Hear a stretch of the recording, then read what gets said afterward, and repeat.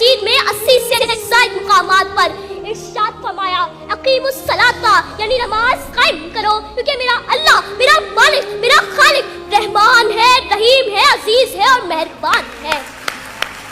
جی ہاں حاضرین محفل، اللہ تعالیٰ نے اپنے بندوں کو بار بار ایک ہی بات کہی کہ اے بندے کہیں اس فریضے سے غافل نہ ہو جانا، کیونکہ نماز اور مسلمان لازم و مطلوب ہے۔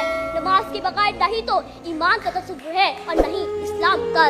سید علی وقار، اللہ کی رضا کا سبب نماز، ایمان کا جز ہے نماز، بدن کی راحت ہے نماز، انبیاء علیہ السلام کی سنت ہے نماز اور فرشتوں کا محبوب عمل ہے نماز۔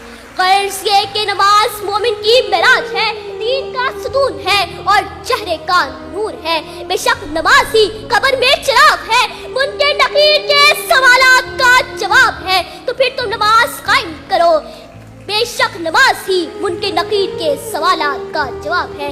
سجدہ عشق ہو تو عبادت کا مزہ آتا ہے، خالی سجدوں میں تو دنیا ہی بسا کرتی ہے۔